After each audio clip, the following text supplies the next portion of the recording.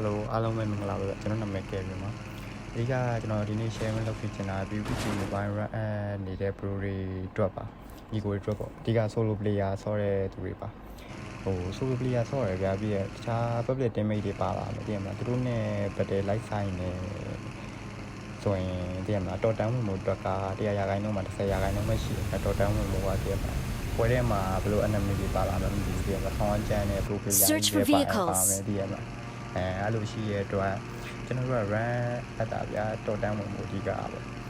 အဲ့လိုအနေထားမှာကျွန်တော်တို့ဘာလုပ်မလဲဆိုတော့အဓိကတော်တန်းဝင်မှုလေရှားမယ်ဗျာကျွန်တော် e-wagon ဒီပုံမှာလေရှားမယ်လေရှားပြီးွားရင်ကျွန်တော် modify လုပ်ပါမယ်လေရုံ modify လုပ်ပြီးတော့ကျွန်တော်အဓိက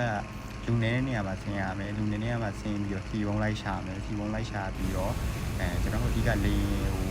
ကောင်းကင်ပေါ်မှာပဲနေရဗျာလေပေါ်မှာပဲပြန်နေမယ်ပြီးွားရင်ကျွန်တော်လေပေါ်မှာပြန်ပြီးဘာလုပ်မလဲဆိုတော့ကျွန်တော် enemy ဘယ်နှယောက်ကြံသေးလဲဆိုတော့ကြည့်မယ်ဗျာ enemy နောက်ဆုံး10ယောက်လောက်ကြံတော့မှာပဲ brother တို့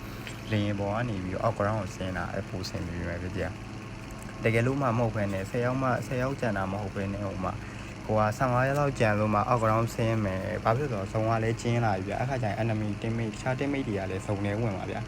15ရက်လောက်ကျန်တော့မှကိုအောက်ကိုဆင်းသွားပြီးတော့မှပတ်တယ်သွားဆိုင်တယ်ဘာမှဆင်ပြေဘူးဗျာတည်ရမှာတော်တန်းမဝင်နိုင်ဘူးဗျာအဲ့တော့အတွက်ကျွန်တော်တို့လောကမှာ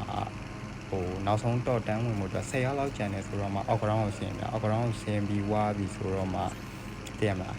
အောက်တော့တန်းဝင်မယ်ဗျာအဲ့ခါကျရင် brother ဆင်းပြီးဝါရင် brother ဘယ်လိုပြောမလဲတေးခြင်းလဲတေးပြီဗျာတည်ရမှာကျွန်တော်ပြောကြတာ chicken စားခြင်းလဲရ chicken စားခြင်းလို့နောက်ဆုံးတစ်ဆောက်ခွက်လောက်ကျန်တော့မှာပဲအောက်ဆင်းပြီးတော့ brother သူတို့နဲ့ပတ်တယ်ဆိုင်မယ်တည်ရမှာ၄ယောက်တစ်ယောက်ပတ်တယ်ဆိုင်မယ်ဆိုရင်လဲဒါ brother တော်ရင်တော်လို့အဓိက pro player ဆိုရင်တော့၄ယောက်တစ်ယောက်လေ fight နိုင်အမှန်တကယ်ပြောရင်ကျွန်တော်ကတော့၄ယောက်တစ်ယောက်ဆိုတာတည်ရမှာခေါင်းကောင်းနေတဲ့ player ကြီးဆိုရင်တည်ရမှာဘလို့မနိုင်ဘူးဗျာတည်ရမှာအဓိကကျွန်တော်ပြောချင်တာတော်တန်းဝင်ဖို့ပါဘယ်လိုပြောမလဲအခု run နေတဲ့တွေ့ကြရဗျာ3ပွဲလောက်နိုင်တယ်2ပွဲလောက်ဆော့လိုက်တယ်ပြီးွားရင်နောက်တစ်ပွဲဆော့ရရှုံးတယ်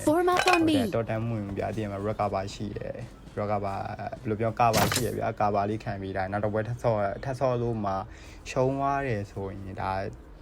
ပြီးခဲ့တဲ့ဆော့ခဲ့တဲ့2ပွဲလဲဒါရှုံးဘယ်လိုပြောမလဲအစအပြန်ဆော့အောင်ဗျာ